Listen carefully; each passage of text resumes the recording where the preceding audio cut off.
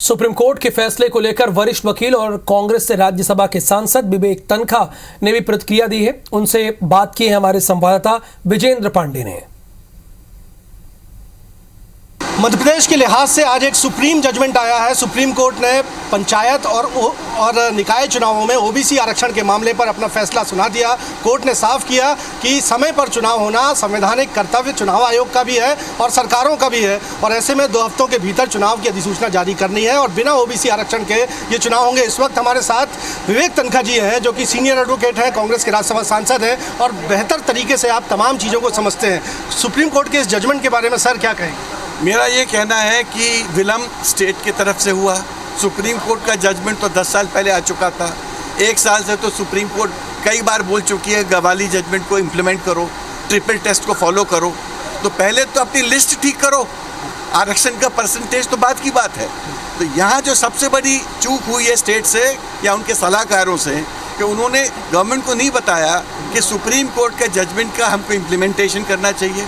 इससे क्या हुआ है कि जो ओबीसी को जो राइट्स मिल सकते थे कॉन्स्टिट्यूशन के अंदर, वो वंचित हो गए इस चुनाव के लिए। अगले चुनाव में फिर मिल सकते हैं जब भी वो होगा, और इसका कुछ ना कुछ विकल्प हम लोग को ढूंढना पड़ेगा, क्योंकि मध्य प्रदेश एक ओबीसी स्टेट है और यहाँ पर ओबीसी के अधिकारों के साथ हम खिलवाड़ नहीं कर सकते। तो पॉलिटिकल पार्टीज़ को अपने लेवल पे सोचना पड़ेगा। मुख्यमंत्री शिवराज सिंह चौहान कह रहे हैं कि रिव्यू पिटीशन सुप्रीम कोर्ट में फाइल करेंगे। क्या रास्ते आगे हो सकते हैं? देखिए, रिव्यू पिटीशन तो फाइल करना हर व्यक्ति का अधिकार है।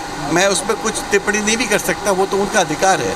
मगर रिव्यू का मापदंड होते हैं कि क्या कोई संवैधानिक त्रुटि है, क्या कोई कानूनी त्रुटि है। अब वो ये मुझे पहले बता दें, शिवराज जी की सरकार के सलाहकार पब्लिक को बता दें कि इस जजमेंट में कानूनी त्रुटि क्या है। अगर आपने सुप्रीम कोर्ट के जजमेंट को फॉलो नहीं किया और निर्णय कानून के विपरीत ले रहे हो, तो इसमें कानूनी त्रुटि क्या है सुप्रीम कोर्ट के जजमेंट में? कानूनी रास्ता अफसर क्या बचता है? कानूनी रास्ता आज सुप्रीम कोर्ट के जजमेंट को फॉलो करना है, और हो सकता है कि शाम तक मैं कुछ और रास्ते की बात करूंगा। सर, झारखंड ने तो चुनाव करवा ही दिए बिना रिजर्वेशन के, महाराष्ट्र में भी है, मध्य प्रदेश में क्या स्थिति लगती है? भाई, आज तो सुप्रीम कोर्ट के जजमेंट को फॉलो करना ही उनके पास एक रास्ता है।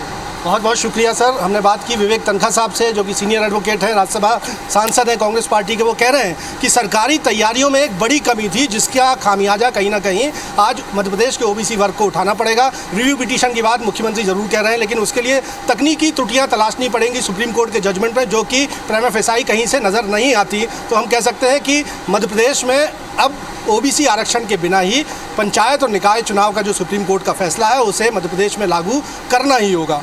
कैमरामैन गणेश विश्वकर्मा के साथ विजेंद्र पांडे, IBC 24, जबलपुर।